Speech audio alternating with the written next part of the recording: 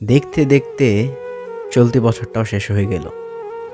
শেখার মধ্যে শুধু এটাই শিখতে পারলাম যে মানুষ কখনো মানুষের প্রিয়জন হয় না।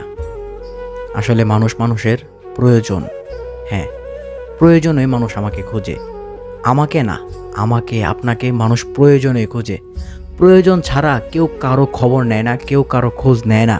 আমিও এটার বাইরে না, আমিও এটার ভেতরেই। প্রয়োজন ছাড়া আমি কাউকে মেসেজ করি না, প্রয়োজন ছাড়া কাউকে আমি জিজ্ঞেস করি না তুমি কেমন আছো, কি করছো, কোথায় আছো, কিছু খাইছো কিনা, এসব কোনো কিছু আমি জিজ্ঞেস করি না। যদি কোনো প্রয়োজন হয়, কোনো দরকার পড়ে, যেই মানুষটাকে দরকার পড়ে সেই মানুষটাকে কোনো না কোনো ওয়েতে আমরা খুঁজে বের করি। একটা কথা একটু নোট করে রাখবেন মাথায়, যদি আপনার কাউকে প্রয়োজন পড়ে সেই ক্ষেত্রে কি আপনি সেই মানুষটাকে খুঁজে বের করেন কি না, একটু কমেন্টে বলবেন। আমি জানি আপনি সেই মানুষটাকে যেভাবেই হোক খুঁজে বের করেন, কারণ এটা আপনার প্রয়োজন। আপনি খুঁজে বের করবেনই, নিজের স্বার্থ হাসিলের জন্য আপনি সেই মানুষটাকে খুঁজে বের করবেন এবং খুঁজে বের করেন। তারপর আপনার যেটা দরকারি কথা সেটা বলেন, নয়তো আপনার যেটা কাজ সেটা করেন। সো আমার কথা হচ্ছে, যদি আপনি দরকারের সময় সুযোগ বের করে নিতে পারেন, সেই মানুষটাকে খুঁজে নিতে পারেন, তাহলে দরকার ছাড়া আপনি সেই মানুষটার সাথে কেন কথা বলছেন না, কেন অবহেলা করছেন, কেন দেখাচ্ছেন আমার কাজ আছে, কেন দেখাচ্ছেন আপনি ব্যস্ত।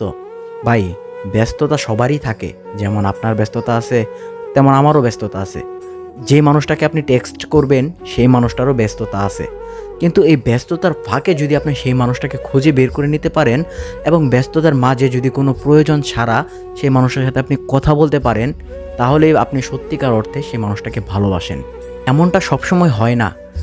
100%-এর মধ্যে দেখা যায় 2-3% মানুষ এরকম আছে যারা প্রয়োজন ছাড়া বা কোনো স্বার্থ ছাড়া আরেকজন মানুষকে খুঁজতেছে, আরেকজন মানুষকে চাইতেছে, বা তার কী অবস্থা, সে কেমন আছে সব কিছু জানার চেষ্টা করতেছে। যে মানুষটা এরকম করতেছে সে মানুষটা আপনাকে ভালোবাসে। যদি আপনার জীবনে এরকম কোনো মানুষ থেকে থাকে যে দরকার ছাড়া আপনাকে মেসেজ দিচ্ছে, আপনার খবর নিচ্ছে, তাহলে সেই মানুষটাকে এই ভিডিওতে মেনশন করুন। আমিও দেখতে চাই আপনার প্রিয় মানুষকে। আর যদি আমারও এরকম কেউ থেকে থাকে তাহলে আমিও মেনশন করে দিব এই ভিডিওতে। আপনারাও দেখতে পারবেন কোন মানুষটা আমাকে দরকার ছাড়া বা প্রয়োজন ছাড়া খবর নিচ্ছে। সো সবাই ভালো থাকবেন, সুস্থ থাকবেন, দেখা হবে পরবর্তী কোনো ভিডিওতে। আল্লাহ হাফেজ।